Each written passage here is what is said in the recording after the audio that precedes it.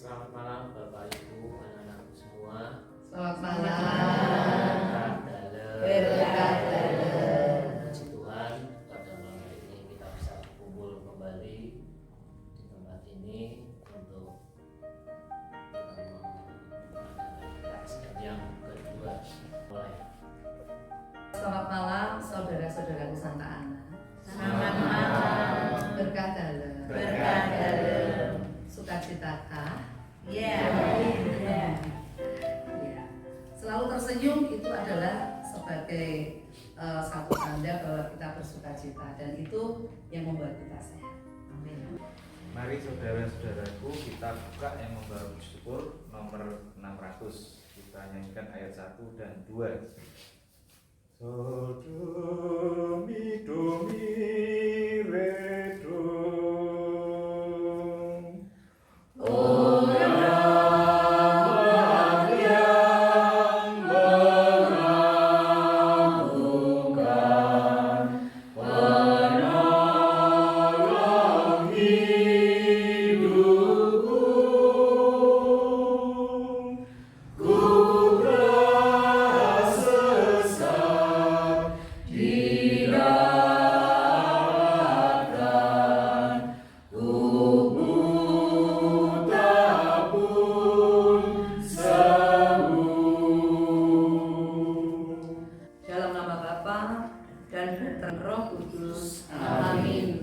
Tuhan beserta kita Sekarang dan selama-lamanya. Saudara-saudara yang terkasih dalam Kristus, pada pertemuan kedua ini kita akan mendalami perikop Yunus bab 4 ayat 1 sampai dengan 11. Yunus merasa kesal. Karena apa? Karena ia lebih menginginkan hukuman terhadap orang-orang Niniwe daripada pengampunan. Tanpa kenal lelah, Allah memberikan tanda kepada Yunus agar ia memahami bahwa Allah adalah Allah yang berbelas kasih dan mau mengampuni semua orang yang berdosa. Allah Bapa yang penuh belas kasih, tak henti-hentinya Engkau mencurahkan segala yang baik bagi kehidupan kami. Kami menyadari bahwa kami adalah manusia rapuh yang kerap jatuh ke dalam dosa. Bantulah kami untuk berani mengakui kesalahan dan kelalaian kami, terutama dalam kehidupan kami di tengah keluarga, masyarakat, dan lingkungan hidup kami. Pulihkanlah kami dari segala luka dan dosa kami, demi Kristus Tuhan dan pengantara kami, yang hidup dan berkuasa bersama Engkau dalam persekutuan dengan Roh Kudus, Allah sepanjang segala masa. Amin. Yunus bab 4 ayat 1 sampai 11. Tetapi hal itu membuat Yunus sangat gusar dan marah. Lalu ia berdoalah kepada Tuhan, "Ya Tuhan, bukankah hal ini telah kukatakan ketika aku masih di negeriku? Itulah sebabnya aku dahulu melarikan diri ke Tarsis, sebab aku tahu bahwa Engkaulah Allah yang pengasih dan penyayang, panjang sabar dan berlimpah kasih setia, serta yang besar atas malapetaka yang hendak didatangkannya. Sekarang ya Tuhan, ambillah kiranya nyawaku, karena lebih baik aku mati daripada hidup. Tetapi firman Tuhan, patutkah engkau marah?" Yunus keluar dari kota itu, lalu duduk di sebelah timurnya. Di situ ia mendirikan sebuah pondok dan duduk di bawah namanya, melihat apa yang akan terjadi atas kota itu. Atas penentuan Tuhan Allah, tumbuhlah sebatang pohon jarak melampaui kepala Yunus, hatinya agar ia lepas dari kegusaran hatinya. Yunus sangat bersukacita karena pohon jarak itu. Tetapi keesokan harinya, ketika fajar menyingsing, atas penentuan Allah, datanglah seekor ulat yang menggerogoti pohon jarak itu sehingga layu. Ketika matahari terbit atas penentuan Allah, bertiuplah angin timur yang panas, dan sinar matahari menyengat kepala Yunus sehingga ia tak berdaya. Lalu ia minta mati, katanya, lebih baik aku mati daripada hidup. Firman Allah kepada Yunus, "Patutkah engkau marah karena pohon jarak itu?" Jawabnya, "Selayaknya aku marah sampai mati." Lalu Allah berfirman, engkau mengasihani pohon jarak itu, patut tidak berjerih payah atau menumbuhkannya. Ia tumbuh dalam satu malam dan binasa dalam satu malam pula. Bagaimana mungkin aku tidak mengasihani Niniwe, kota yang besar itu, yang berpenduduk lebih dari 120.000 orang, yang tidak tahu membedakan tangan kanan dari tangan kiri, beserta ternaknya yang banyak. Demikianlah sabda Tuhan. Syukur pada Allah. Kenapa kok Yunus ini marah? Karena apa coba? Kira-kira karena apa? Dari bacaan ini kan Yunus marah nih, marah-marah ya. Karena apa? Karena Tuhan mengampuni orang Niniwe. Orang Niniwe itu yang terkenal sebagai orang yang gimana? Jahat, berdosa ya. Berdosa, banyak berdosa. Ya Pak, dia jahat. Orang jahat itu macam-macam. Ya semacam-macam lah. Jahat itu ya jahat. Nah, ini marahnya karena itu. Terus yang bab 2 itu tentang apa? Yunus tentang apa? Yang bab 2-nya Yunus itu tentang apa?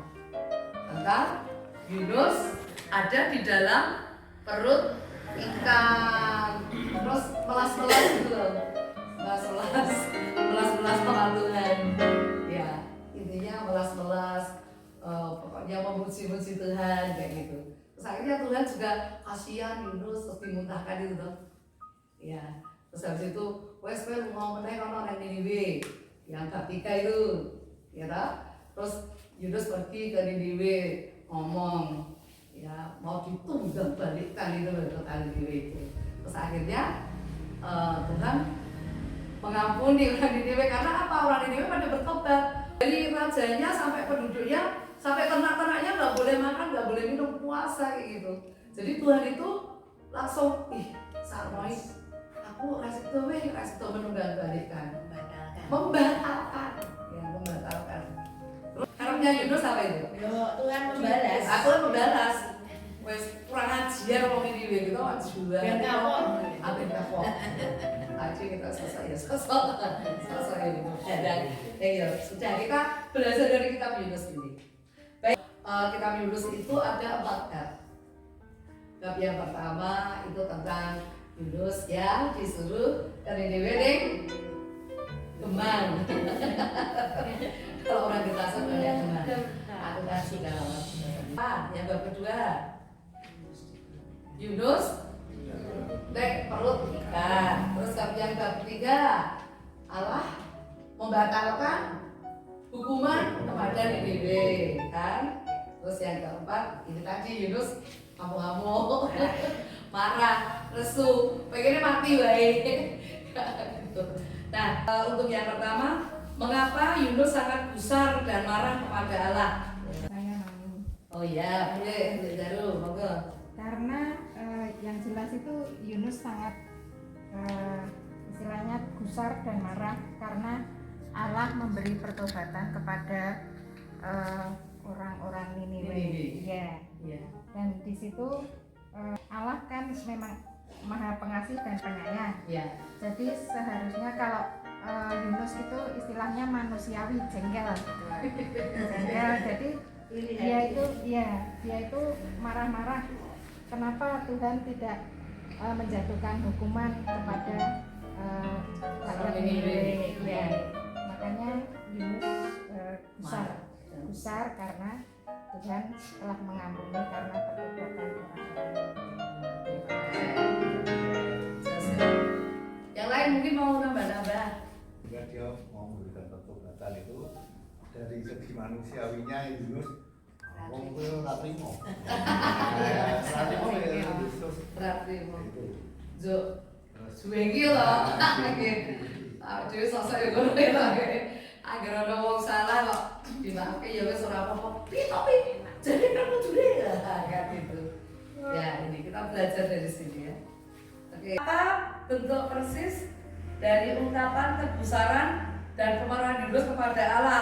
Lebih baik aku mati. Daripada hidup. Ya. Aku meritis ini. Yose, diekspresikan kok ya. Pada saat itu Yunus ngomongnya kayak gimana ya? Oh itu kan. Wes mendengar mati wae.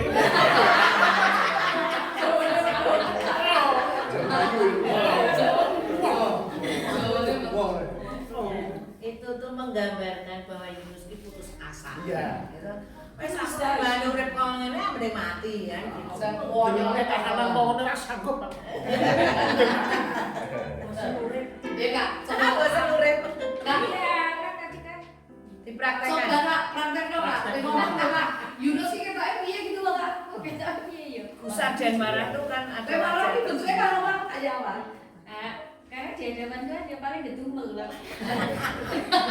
Gitu lebih ya, gitu lebih. Coba. Ora sanggup wis mati.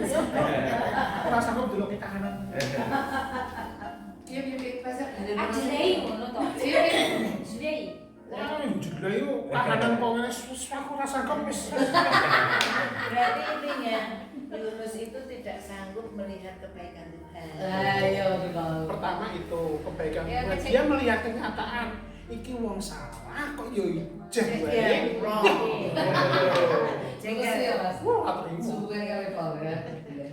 Ya, jelas lagi. Wah, belum aja dulu. Ekspresif. Oke, nomor 3. Apa tanggapan Tuhan terhadap pilihan Yunus yang ingin mati saja daripada hidup? Tanggapan Tuhan itu kan coro Jawone itu kayak bapak itu langsung apa kue pantas musuh itu kan hanya ungkapan kasih Allah itu supaya bekerja dari kemarahan supaya bertobat. Sabar. Iya, itu Allah menginginkan aku secara menolak itu loh, menolak keinginan Yunus itu. Apa iki ya pantes nek nesu kaya ngono kuwi. Kata-katane wong tuwa itu. Kowe sing mikir nesu kaya ngono. Sing tuwa.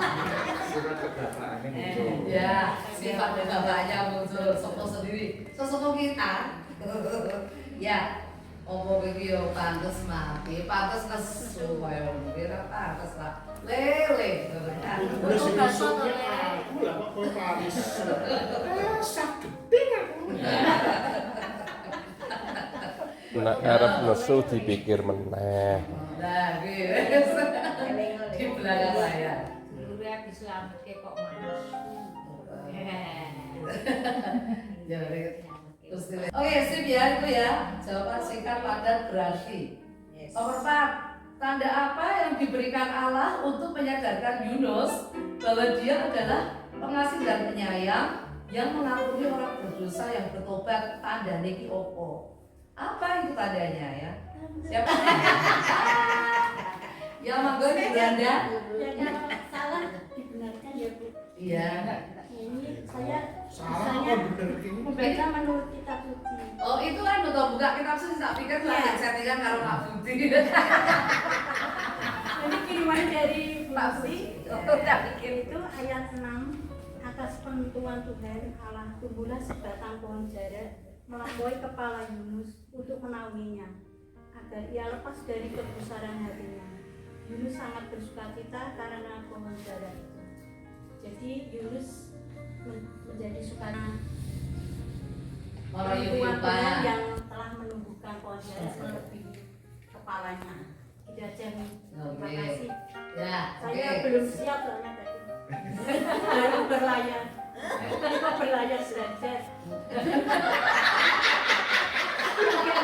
Nah, jadi kita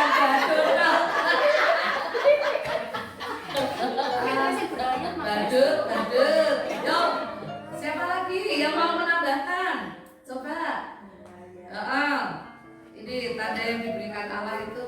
Dan kenapa Tuhan itu memberikan pohon jara yang memberi kepalanya? Ya, menunjukkan kebaikan itu tadi supaya dia tidak Jadi kepanasan. Ya. Kan Bisa panas berlindung. hati. Ya. Panas hati diyupi. Ya. Kurang. Ya, siram air. Mbak Yaki di kompres nih Mbak Yaki. Biar nggak panas. Iya, soalnya saya punya kulkas. Kulkasnya kas RT. Ya cukup kalau Ngilah tonggone jaluk es batu. Badut kan, bersama badut nih. Ya, jadi tanda apa yang diberikan Allah untuk menyadarkan Yunus karena itu panas dulu kan. Kayak sekarang ini kan lagi panas banget. Nah itu tuh kayak zaman saat ini lagi bagi pohon jara payungan gitu kan. Ada zaman dulu kasih pohon jara, saya langsung twing ada gitu kan, terus tumbuh. Nah, gitu. Jadi tanda yang diberikan Allah untuk menyadarkan Yunus, bukan Yunus ini pengayalannya gede, gitu betul. Tapi Tuhan tetap mengasihi toh, tetap menyayangi, tetap nggak mau lihat Yunus marah, sudah nggak mau, kepinginnya juga menghibur Yunus gitu. Ya, sing sabar ya le, nyoh tak paringi, senggungi, indulku.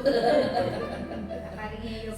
Iya Yunus silakan. juga tidak menyadari Yunus kalau dikasih ini tidak menyadari bahwa dia itu dikasih itu.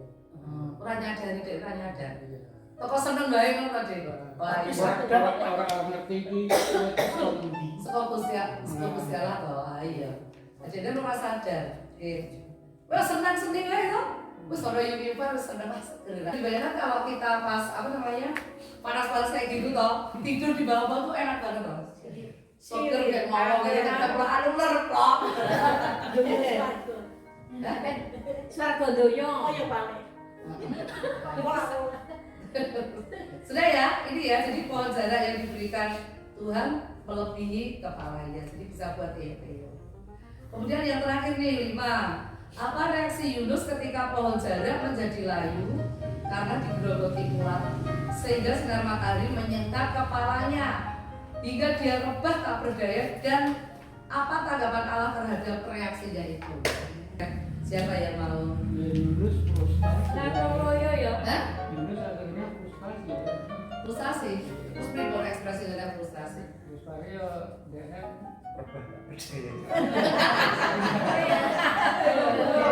Yang jelas masalah rumah aku tambah masalahnya. Iki jan kepiye? Wes kan ngomong lho iki Mang Mas. Iya. Anu iki lho. Wis rampung. Akeh seneng-sedih. Ya kok digrogoti. Sama. Jadi montak maneh itu. Jengkel maneh. Heeh. Umpat mati meneh ungkapan itu keluar lagi.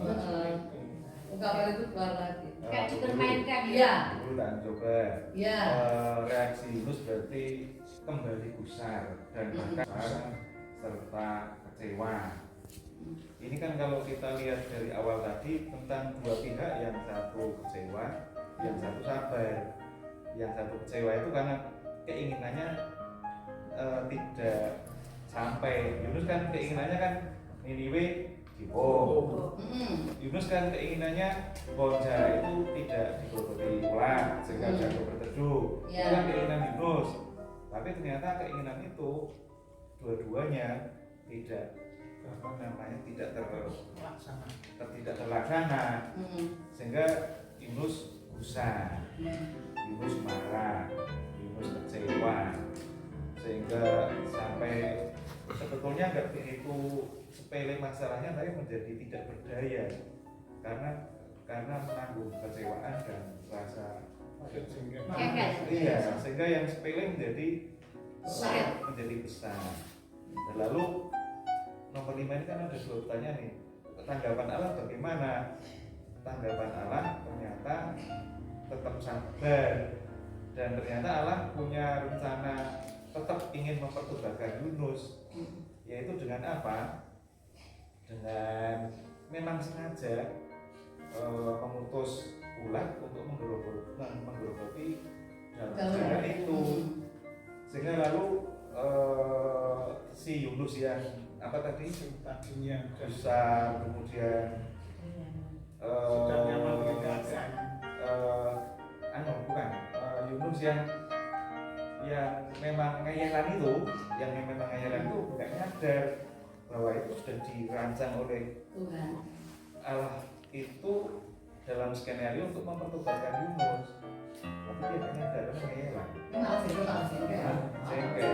Iya. Terus tanggapannya Allah gimana? Karena kan Allah menginginkan supaya Yunus itu nyaman. Wawancara ini harus digerogoti ulat dulu. Nah, lalu dibalik kerugian sama Allah, dibalik jepret. Kalau kamu saja mengasihi pohon jarak yang sedino urip dan sedino layu, maka sah dong. Kalau bapakmu mengasihi Niniwe yang buahnya itu, lho. Saya pakai lah. Lho. Ini karena memang saya juga bisa ditanya-tanya. Yunus kok tetap nabi. Iya. Nabi kan juga manusia. Nabi juga manusia. Begitu Bu. Jadi reaksi Yunus tambah gusar, belum juga bisa menangkap rencana Allah untuk mempertobatkan dia, tetapi Allah yang kebapaan tadi tetap sabar, sehingga lalu dia balik kerugian. Kamu menyesali daun-daun pohon jarak yang digerogoti ulat, maka sah dong kalau bapakmu ini mengasihani Niniwe itu loh. Nah, besoknya nyadar gitu. Iya, betul. Lumayan lah. Terima kasih. Oke, terima kasih Pak Guru. Terjadi itu kan memang sudah rencananya Allah atas perkenaan Allah gitu ya. Ya pohon jarak itu diciptakan, terus diputus ulur gerogoti, terus kayak gitu. Itu sebenarnya kepengen balik kata-katanya Yunus saja, membalikkan kata-katanya Yunus ini. Asam itu. Aku lagi menikmati pemilihan Nah, kowe iki lho menyayangi pohon jarak kuwi. Sing kowe ora nyiptake, ora nandur, ora ngopeni. Iya toh? Wis sing sedina kowe suwayange pohon. Apa meneh wong iki sing wis puluhan tahun hidup dan jumlahnya banyak, ya. Ini kok rata sayang ini piye? Wong iki perbedaannya kan sehari sama bertahun-tahun kayak gitu. Nah, ini untuk Tuhan menyadarkan Yunus dengan cara seperti itu. Emang sengaja sih, ya sengaja pohon jaraknya diberikan untuk membalikkan kata-kata Yunus ini. Ngomongnya pinter okoli ngomongnya hebat gitu ya. Iya, untung kata anak ramas. Oke, kita sekarang sedikit ada penjelasan nggak apa ya ini pertemuan kita biar ada rangkumannya, biar kita ini ada rangkumannya, ada petunjuknya supaya apa yang sudah kita sharingkan ini benar-benar pas dengan apa yang ada di kitab Yunus. Ya, saudara-saudari yang terkasih dalam Kristus, terima kasih banyak sudah banyak yang sharing, gayeng ya kalau sudah dengan kitab Yunus sudah ya. Ada badutnya juga di sini Mbak Yati Wijaya. Dan sudah membagikan ini ya, membagikan pemahamannya masing-masing gitu ya. Tapi nggak ada yang salah, tadi semuanya bagus ya. Benar, berarti kita memperhatikannya fokus ya. Oke, yang pertama, Yunus sangat gusar dan marah karena melihat apa yang dilakukan Tuhan Allah. Allah membatalkan malapetaka yang hendak didatangannya kepada orang-orang Niniwe karena pertobatan mereka.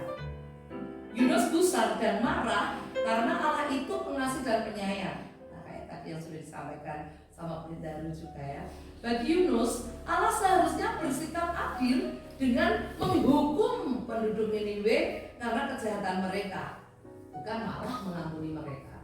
Jadi yang pertama tadi dari pertanyaan, mengapa Yunus sangat gusar dan marah kepada Allah. Kemudian yang kedua, pertanyaannya apa bentuk persis dari ungkapan kegusaran dan kemarahan Yunus kepada Allah. Kegusaran dan kemarahan Yunus terungkap jelas dalam permintaannya. Dia meminta lebih baik mati saja daripada hidup. Permintaan ini mengingatkan kita pada keinginan yang sama ketika melarikan diri dari hadapan Allah. Saat di atas kapal, dia memilih lebih baik mati saja daripada tunduk kepada kehendak Allah. Mas aku cemplung kalau dia dicemplungke kan dia nggak bunuh diri tetapi dibunuh loh. Nah, ya gitu. Sekarang pun dia kembali meminta untuk mati saja daripada hidup, karena tidak senang dengan sikap Allah yang berbelas kasih kepada penduduk kota Niniwe. Dia tidak senang dengan pengampunan yang diberikan Allah kepada mereka yang bertobat. Orang benar dalam memang tobat. Dia menolak untuk berdamai dengan cara Tuhan yang mengasihi dan mengampuni orang berdosa yang bertobat. Kemudian yang ketiga, apa tanggapan Tuhan terhadap pilihan Yunus yang ingin mati saja daripada hidup? Ya, tanggapan Tuhan itu menanggapi permintaan Yunus dengan yang bernada marah. Ya, Yunus kan adanya marah ya. Bertanya kepadanya, Allah bertanya kepadanya, layakkah engkau marah? Pertanyaan ini mengungkapkan secara implisit ya penolakan Allah untuk permintaan Yunus.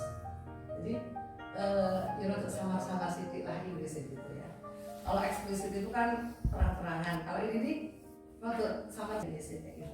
Allah lebih menghendaki agar Yunus bertobat dengan tidak mengikuti kebenaran dan keyakinannya sendiri, tetapi mengikuti kehendak Allah. Kemudian yang keempat, tanda apa yang diberikan Allah untuk menyadarkan Yunus bahwa dia adalah pengasih dan penyayang yang mengampuni orang berdosa dan bertobat. Tuhan Allah tidak jemu-jemu memberi tanda supaya Yunus memahami dirinya sebagai pengasih dan penyayang serta panjang sabar yang mengampuni orang berdosa yang bertobat.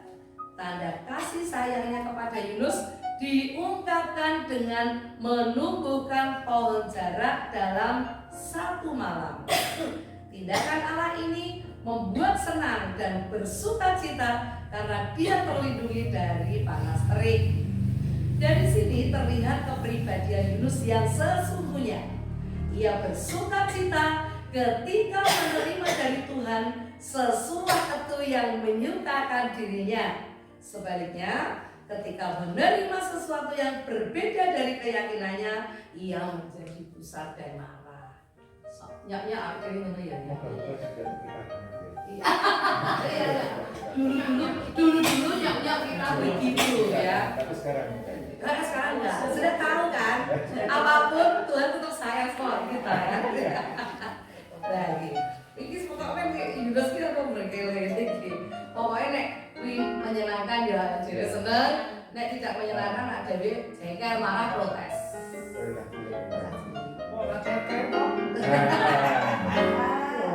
Ya. Oke, yang kelima terakhir, apa reaksi Yunus ketika pohon jarak menjadi layu karena digerogoti ulat sehingga sinar matahari menyengat kepalanya hingga dia rebah tak berdaya, dan apa tanggapan Allah terhadap reaksinya? Waduh, kayak berat. Yunus marah karena pohon jarak menjadi layu karena digerogoti ulat. Akibatnya angin yang berhawa panas dan matahari yang terik menyengat kepalanya hingga membuatnya rebah tak berdaya.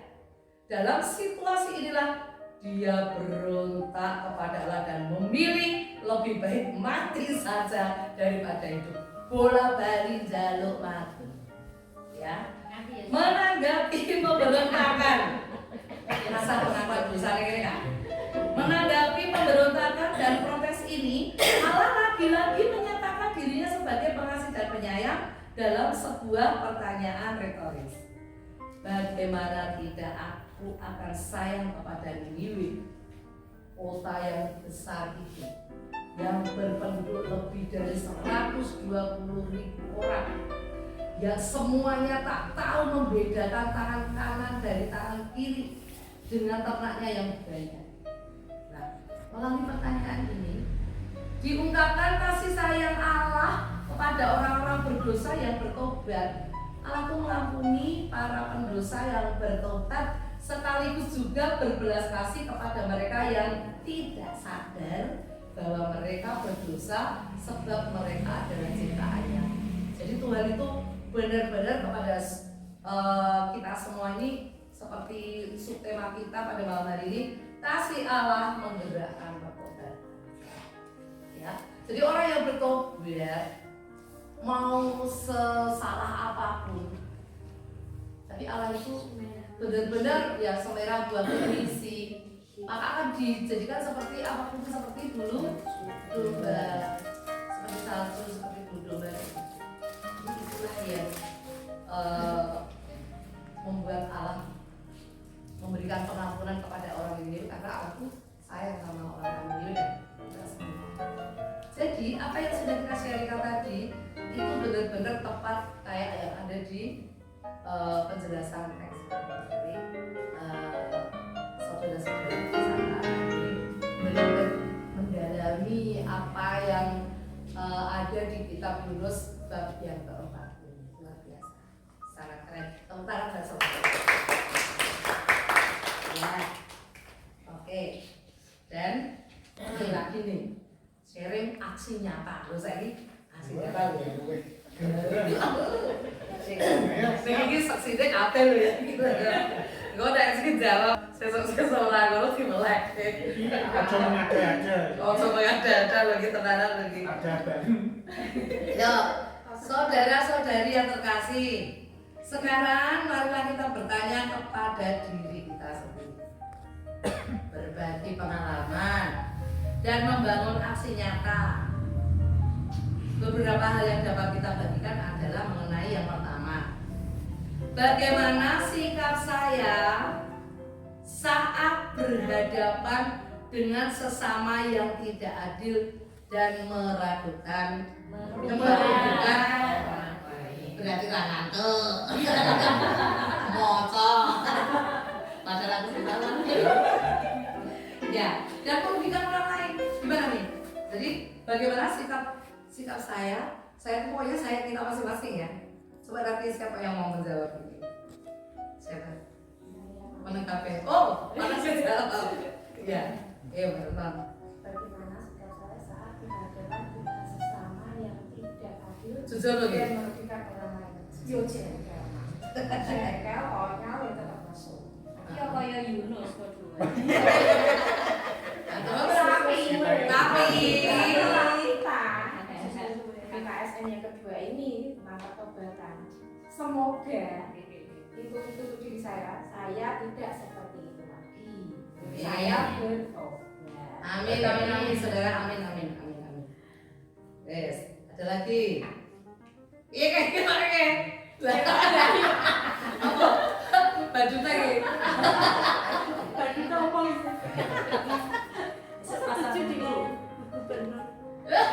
Gubernur loh, bukan saya. Bukan jaga mobil bener. Jaga mobil. Terus piye gimana? Ya setuju itu tadi jaga. Memori satu zona orang nih.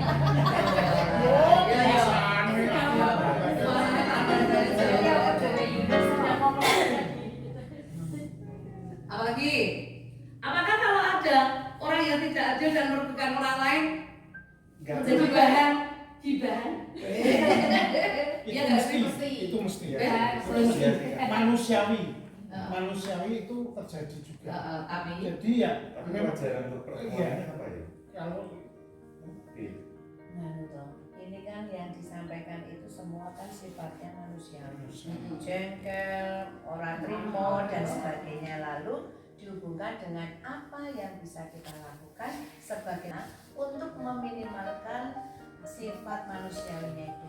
Contoh misalnya, oh berarti aku mencoba untuk mengendalikan emosi.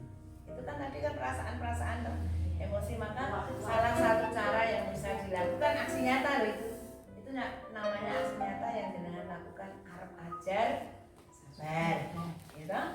Sabar, lalu bisa saja sebelum menuju kepada sikap yang manusiawi tadi, beda-beda karo ini. Golek sisik balik.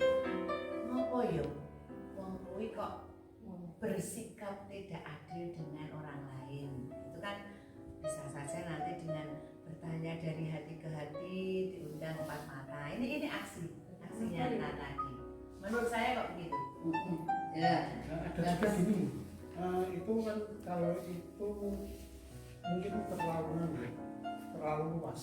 Kita lihat di dalam lingkungan keluarga sendiri aja. Contoh saya punya 2 orang anak. Saya lebih cenderung pada si kecil. Otomatis ini kan juga tindakan tidak adil juga, karena menimbulkan rasa cemburu pada yang besar, jealous, mesti nesu gitu. Dek, adine apa sih dari situ saya ada sedikit pembelajaran juga. Oh, ini menimbulkan perasaan. Ya, banci kadang. Ini secara psikologis juga istilahnya mengganggu perkembangan jiwa anak juga. Dari situ mulai sedikit berubah. Harus ada perubahan. Oh, ojo kalau dikatakan intan di karo ki sama. Ayo di karo ki sama. Also depending. Betul. Nah, ini yang terjadi di dalam rumah. Seperti itu. Ya, oke, sip. Ya, sikap saya berhadapan dengan sesama yang tidak adil dan merugikan orang lain. Ini kalau saya loh ya, orang kan beda-beda ya. Kalau saya, kalau Bu Lucy tadi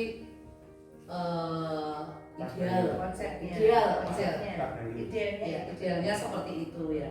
Kalau saya yang saya lakukan nih, saya lakukan nih jujur ya. Kalau saya lihat ada misalnya teman-teman saya itu dia tidak adil terhadap saya, terutama saya ini yang terjadi, ini nyata terjadi pada diri saya, tidak adil terhadap saya dan merugikan orang lain. Dulu pernah saya jengkel ngomel sing loro lah, itu yang begitu diri kita sendiri, ya benar. Jadi saya curhat dengan teman saya tidak membantu, hanya menggibah itu, ya jadi akan ngobrol gitu kan. Zaman dulu seperti itu. Kemudian saya tidak tahu kenapa saya berbalik menjadi begini. Saya curhatnya sama Tuhan. Saya ingat sama suster dari Gedono yang mengatakan kalau kita itu lekat dengan yang bersifat duniawi, itu jatuhnya ke dosa, arahnya kepada dosa. Kalau kita lekat dengan Allah, arahnya damai. Jadi saya waktu itu langsung curhatnya sama Tuhan. Terus bagaimana saya menyikapi ini? Terus contohnya gini, kalau lekat dengan duniawi itu ada arahnya kepada dosa, contoh nih, saya bersahabat misalnya sama kakak dijegali orang, diganggu orang. Kalau saya lekat sama kakak, saya membela dia, sing jegali itu antem nih, dosa nggak? Tapi kalau saya lekat dengan Tuhan, saya tanya kak, kamu kenapa? Iki loh, aku kok mosok dingeneke karo sing jenenge Yati lho. Misale kan saya marani Yati, sing jenenge Yati tak tekoni, kowe ngopo to karo kakak kok koyo ngene. Mbok ayo padha-padha menungso, sing awake dhewe ya salah, ki ngapura nek kakakku salah, bla bla bla. Itu kalau kita lekat dengan Tuhan. Jatuhnya apa? Arahnya kemana? Rasa damai. Dan sejak saat itu sikap saya adalah saya diam, saya curhatnya sama diri. Tuhan, jujur saya jengkel, nangis. Tapi nangisnya saya di hadapan Tuhan, tidak di hadapan manusia. Saya kan punya ruangan sendiri tuh. Saya sedih, saya sakit, saya masuk ruangan saya nangis di situ. Saya bilang, Tuhan, aku jengkel, aku sakit hati, aku marah Tuhan. Asli aku marah, aku jengkel. Aku tidak melakukannya, tapi orang-orang itu seperti itu. habis itu selesai raup aku, tak lagi. Saya lebih baik diam. Ketika saya diam, ya biasanya saya ribut-ribut. Ketika saya diam, orang-orang itu menggibah lagi. Saya mau mana? Saya diamkan lagi. Suwe-suwe. Do memang kok kabeh do. Ya. Akhirnya lama-lama mereka satu persatu ada yang minta maaf. Itu. Jadi ternyata ini diam itu emas bagi saya. Ya. Tapi kita diamnya nggak marah loh. Kita diamnya sudah sama Tuhan dong. Kalau sudah sama manusia itu tidak ada gunanya, sama aja, ya. Begitu. Yang tadi itu benar semua. Idealnya. Balik sekolah pokok. Saya kalau tak pikir-pikir masuk tidak bahagia kalau termasuk orang yang sangat tidak bahagia kalau menjumpai ketidakadilan. Saya merasakan itu. Selama ini kalau tak ingat-ingat yang saya lakukan kalau menjumpai ketidakadilan, apalagi merugikan orang lain, itu saya lalu mencoba untuk memberi wawasan kepada orang-orang di sekitar orang yang menurut penilaian saya itu tidak adil dan merugikan orang. Misalnya gini, ada teman saya dulu tidak adil dong, jam pelajaran kok di luar, merugikan anak-anak dong, iya kan? Maka saya memberikan pengertian pada anak-anak, walaupun tidak vulgar. Anak-anak saya juga masuk tepat waktu dan keluar tepat waktu supaya gaji saya halal. Saya punya maksud biar anak-anak itu bisa menilai dan bisa memberikan penilaian itu, menyiarkan siar bahwa yang bagus itu ya adil seperti itu, sehingga pada saat teman guru saya itu kok mendapat masukan dari siswanya, misalnya pendapat saya tentang ketidakadilan, teman saya jangan mengajar nggak adil loh, berarti merugikan anak-anak saya itu, anak-anak waktu itu. Dari caranya ya. menegur atau memberitahu anak. Maka yang saya lakukan kalau yang situasi ini saya tidak berani menegur. Apalagi walaupun saya waktu itu misalnya mata kurikulum, seharusnya saya berhak menegur, tapi ternyata setelah timbang tanah timbang sini boleh musuh, maka saya memberi wawasan pada siswa saya, walaupun tidak secara eksplisit tapi implisit. Itu tentang, jadi saya termasuk orang yang tidak bahagia dengan ketidakadilan itu. Kemudian yang kedua, di tahun politik ini dan mungkin tahun-tahun itu karena terbawa, saya merasa gerah dan jengah pada saat misalkan Jokowi itu dituduh Cina, sehingga merugikan keluarganya di puyo-puyo gitu. Maka merugikan keluarga Jokowi dong. Maka saya gerah. Maka yang saya lakukan adalah mencoba memberikan wawasan. Dengan cara apa? Jokowi itu sudah nyalon 2 kali, sudah dicek validasi bahwa dia memang bukan Cina, bukan PKI dan seterusnya. Tetapi saya juga kelingan kok bahwa sedongkol-dongkolnya saya tetap sama dengan situ tadi. Jadi saya agak mencoba untuk di tengah antara ada di bawah. Kalau kita mencoba untuk tabayun, kita komunikasi. Tabayun itu artinya jadi memang komunikasi walaupun tidak. Tapi juga akhirnya saya mengatakan ya Tuhan, semoga engkau tegur orang yang tidak adil itu, gitu loh. Jadi juga konsultasi pada Tuhan. Iya. Tabayun itu yang bukan komunikasi. Misalnya jadi Pak Margono kok sering aku nah aku takkan sidik tabayun. Iya. Itu sharing saya tentang nomor 1. Iya. Oke. Iya. Dan ternyata dari pelajaran Yunus, saya harus hati-hati karena ternyata penilaian saya sebagai manusia biasa itu mungkin tidak sama. Karena Yunus kan mati-mati dia itu bener gitu kan, bahwa Niniwe itu ya harus ditutup gitu. Tapi ternyata maka saya mencoba untuk hati-hati, bener atau dia itu tidak adil, bener atau dia itu tidak baik gitu. Gitu. Terima kasih. Ya, terima kasih Pak Guru. Ya, kalau pengalaman saya itu untuk diri saya, maksudnya saya yang dirugikan, saya yang tidak diadili, yang diperlakukan tidak adil itu sikapnya kayak gitu. Kalau ada orang yang dirugikan, biasanya saya itu ngobrol sama orang yang bersangkutan, apa benar sampai yang kayak gini? Yang bilang siapa, Mam? Sudah tidak perlu tahu. Pokoknya yang penting kalau memang salah diperbaiki. Itu biasanya saya begitu, karena saya di sekolah itu dianggap wow. Yo aku seperti aku ya kroso dulu. Itu apa? Ya. Baik, sudah ya, cukup? Oke. Yang kedua, di tengah lingkungan keluarga, masyarakat dan gereja, apakah saya bersedia berbaikan kembali dengan mereka yang melakukan kesalahan? Bersedia. Bersedia. Sehat. Oh, oke, Mbak Liz. Di tengah lingkungan keluarga, masyarakat dan gereja, apakah saya bersedia berbaikan kembali dengan mereka yang melakukan kesalahan? Ya. Pada dasarnya, pada awalnya, di saat kita merasa tersakiti, tersinggung, disinggung oleh seseorang begitu ya, pertama itu marah, pengennya bales, jujur gitu. Cuma kadang ada perasaan mungkin kita ingat ya ajaran Tuhan itu kan, kita harus mengasihi, memaafkan. Nah, kesalahan itu kan dari kata-kata, sikap atau ekspresi itu juga, misalkan saya cemberut karena orang itu tidak sesuai dengan keinginan kita. Kita cemberut.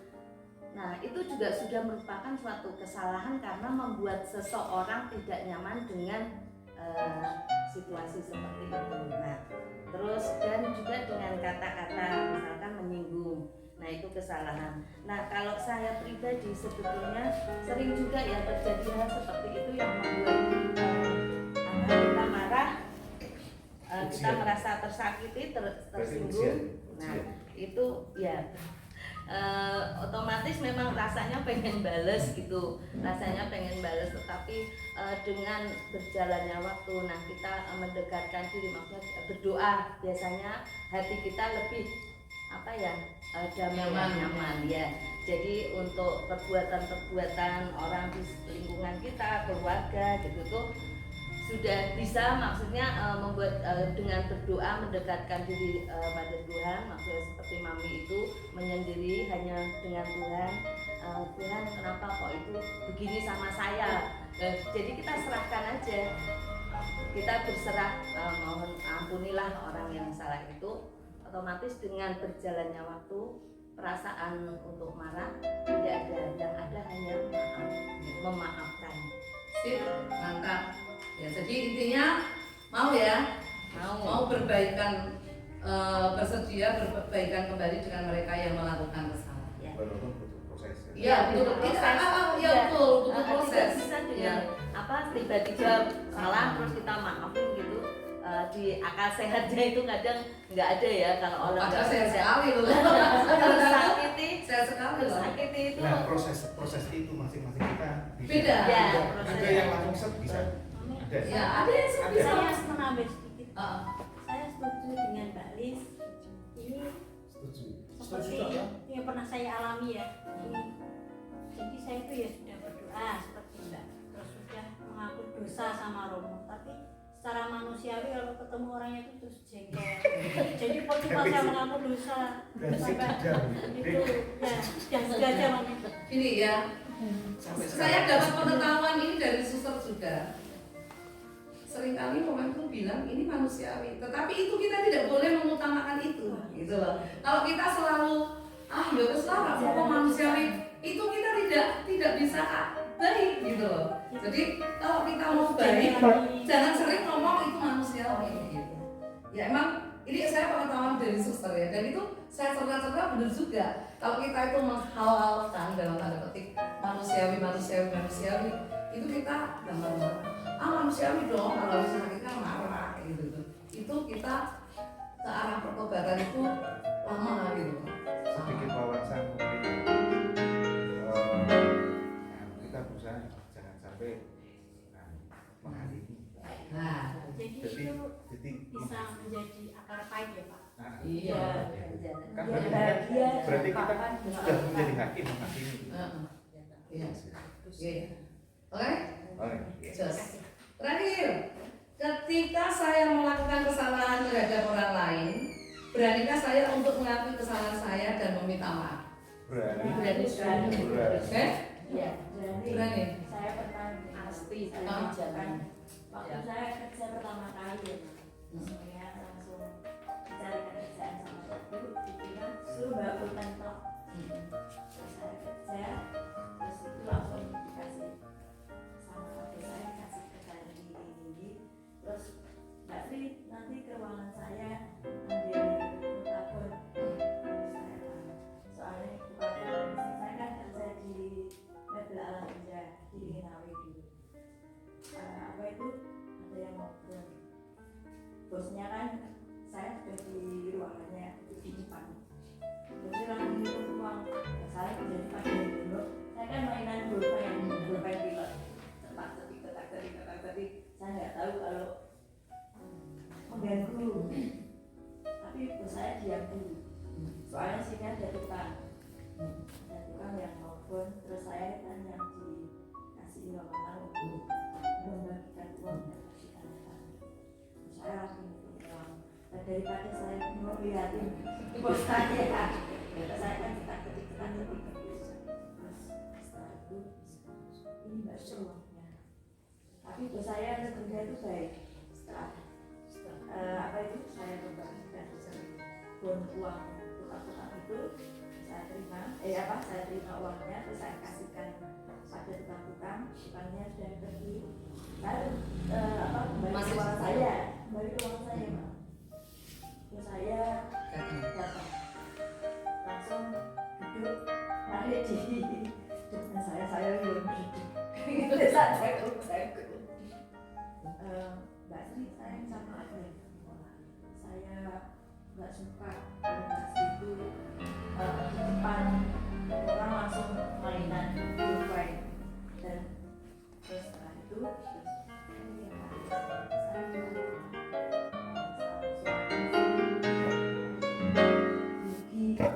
saya dengan kejujuran hati saya grogi, apa itu saya enggak itu pertama kali itu loh, kan saya pertama kali dipanggil bos, saya kan belum kenal, padahal bosnya itu yang keluarga, enggak terlalu gitu enggak.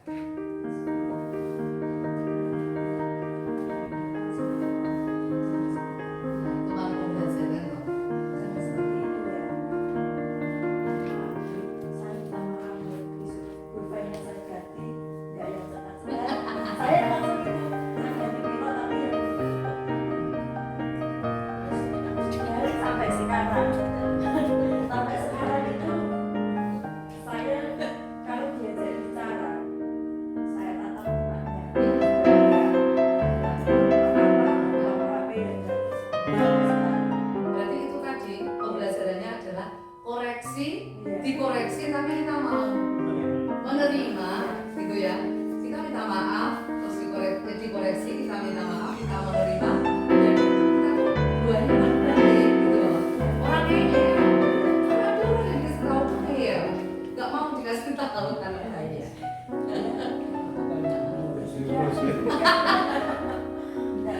Saya sampai sekarang Jadi kalau sekarang ini pembelajaran juga. Kita tuh kalau ngobrol sama orang sambil pegang HP itu sudah nggak sopan, ya. Jadi kita bisa ngomong kayak gini, ya udah kita yang memulai kita ngobrol sama orang ya HP-nya kita masukkan, taruh aja gitu. Kita ngobrolnya ya. Nah ini tadi harus fokus karena sekarang tuh banyak orang nggak fokus ya. Banyak orang. Ya kita memulai dari diri kita sendiri bahwa kita juga menghargai orang.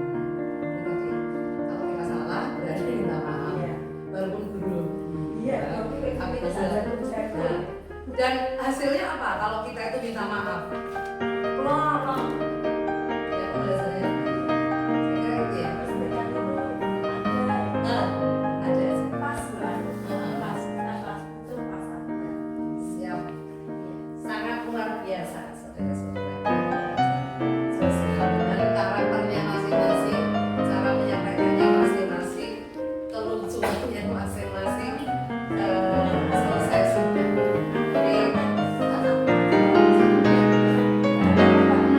Mereka jalur boros dulu ya. 3 tahun yang lalu saya juga dikejar di Papua. Ini dengan sahabat saya Muslim gitu ya. Ini dia kan main ke rumah saya. Jadi ada acara arisan gitu, ya kumpul-kumpul bareng gitu. Terus saya kasih rolade, terus dia ngomong-ngomong gitu. Saya di belakangnya dengan handphonenya, saya dulu panggilannya Aladin gitu. Saya ngecek radio itu loh, ada Petro jadi Aladin, saya dipanggil Aladin. Gitu pakai Aladin itu, roladenya asin gitu, garam lautan gitu asin lah. Terus suatu saat lagi, ini besok ke rumahnya Aladin lagi, terus saya nyeplos tanpa sadar saya dengan pedas ucapan pasang ibuku rolade itu asin gitu. Terus dia marah suatu saat mau lebaran saya mengucapkan minal aidin tidak diterima salah saya, permintaan maaf saya. Terus karena saya tadi karena nyeplos tidak sadar dengan ucapan pedas itu mampunya gitu aja. Terima kasih. Terus minta maaf. Minta maaf dan diterima. Silang. Tapi kamu sakit hati nggak kalau Enggak, saya terima aja. Suatu saat nanti dia menyadari. Pasti akan dibayar. Ya, itu sahabat saya, jadi sahabat kerja gitu. Selama saya kerja di pabrik itu selama 5 tahun dia bersahabat dengan saya. Terus karena korban PHK terus dia masih kerja saya tidak kerja. Ya, tapi terus suatu saat dia menikahnya bareng sama saya. Ini ya panjang lebar ya, dia 10 tahun tidak punya anak. Terus dia pamer 10 tahun datang ke saya pamer ke anaknya, ini sudah punya anak gitu. Ya, terus dia sadar. Jadi itu kan sudah baikan. Sudah baikan. Ya. Oke, Ya, terima tiga kasih. menit ya. Rasa dosa menit ya. Aladin tuh. Saya kira ada Aladin dulu yang zaman dulu. Guru lah nek sudah aku minta maaf atas kesalahan. Ini juga nek aku kadang iki sih. Misalnya pas materi keran naling tuh minta maaf. Ini dari oh minta maaf nek. Curhat ya. Berarti ini Dulu awalnya marah-marah tapi sekarang Karena sudah terbiasa. termasuk bawa beban. Wah, yo aku lah mau dulu. Ya. Apa? Ya wis Kebiasaan, sorry kebiasaan. dan cuma dimarahin ya, cuma Ya, dan itu terulang. Benar. Kayak sih ya benar. Tiba hari jengkel nggak menang. Orang lagi untuk kita nih. Untuk Iya, saya menang. tapi sambil Iya. ketemunya mau dia itu emas bekerja, dia emas. Oke. Foto Bu. Sabar. Ya, beres. Sabun dari ini. Lanjut. Oke, lanjut ya. Baik. Saudara-saudara Santa Ana, terima kasih banyak sharingnya, curhatnya, dagelannya. Terima kasih banyak. Ini tandanya ya untuk pertemuan-pertemuan kita memang seperti ini ya. Jadi sepertinya bercanda tetapi memang maknanya juga tidak menyimpang dan sangat-sangat pas di sini. Terima kasih banyak. Dan kita hening sejenak, kita akan berdoa bersama-sama dalam Allah yang penuh dengan kasih. Sungguh kami bersyukur atas rahmat-Mu yang telah melimpahkan kepada kami. Keluarga Santa Ana ini sungguh mendapatkan sukacita dalam kasih-Mu. Bila sebentar kami akan memohon kiranya Engkau membersihkan kami agar kami layak memohon kepada Engkau untuk sahabat-sahabat kami, untuk orang-orang yang akan kami doakan. Kiranya Engkau sungguh membuka hati untuk doa-doa kami.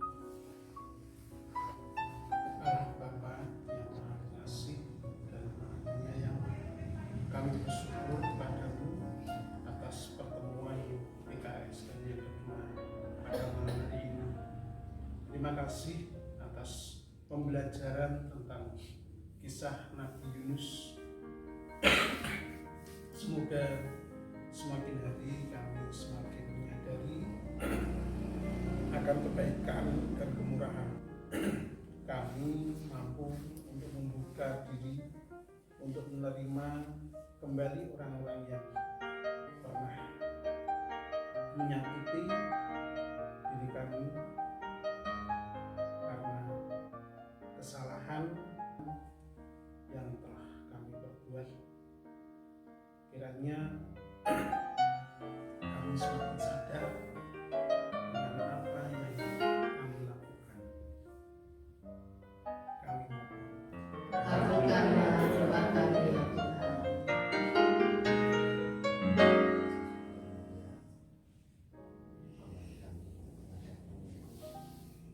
mengucap syukur atas karunia yang kau berikan pada hari ini. Kami berdoa untuk para biarawati serta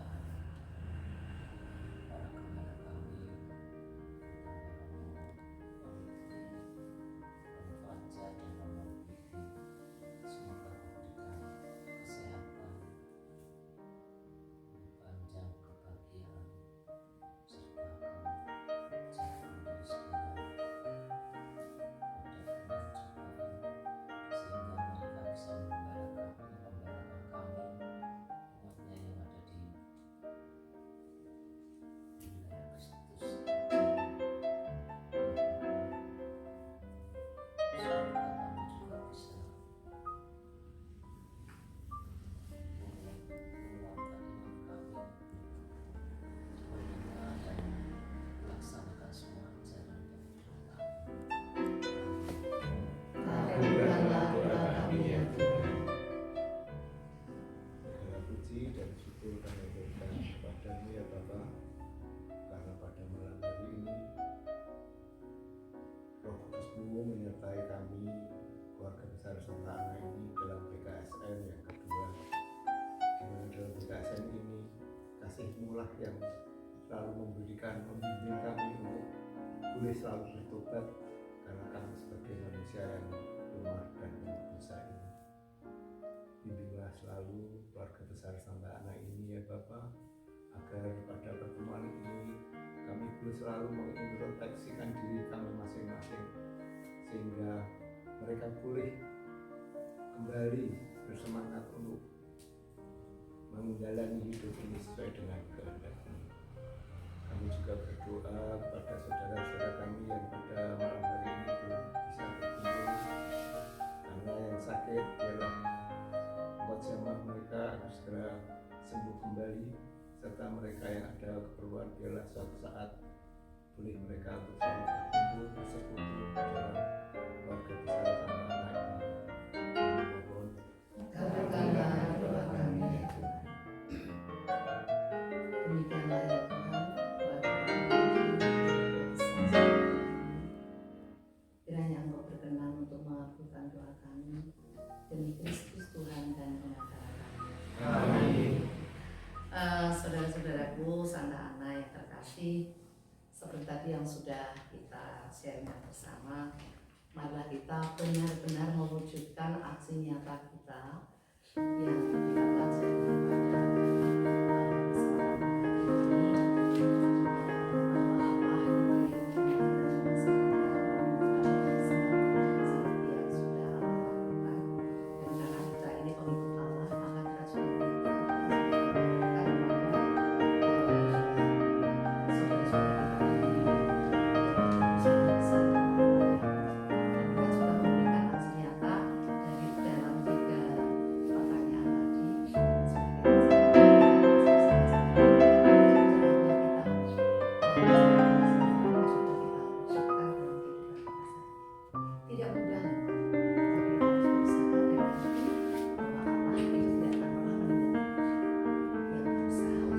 menjadi baik.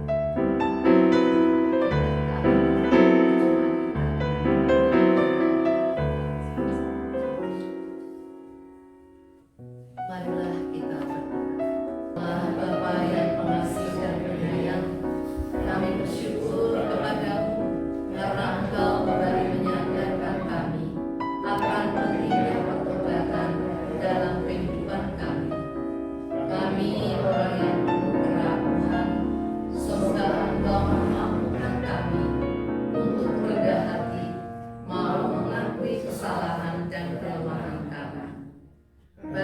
kami untuk berani meminta maaf dan memberi maaf, agar hidup kami semakin menjadi kesaksian bahwa cinta kasih-Mu senantiasa tercurah bagi siapapun, demi Kristus Tuhan dan Pengacara kami.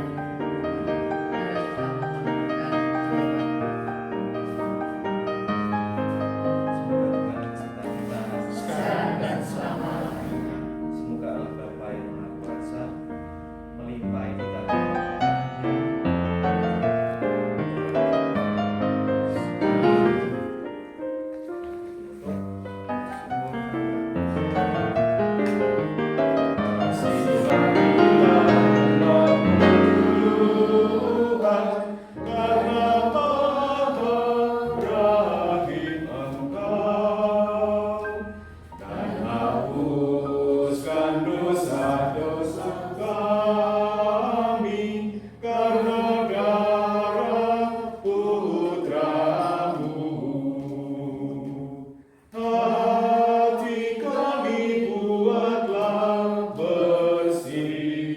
Dan sanubari pun berseri,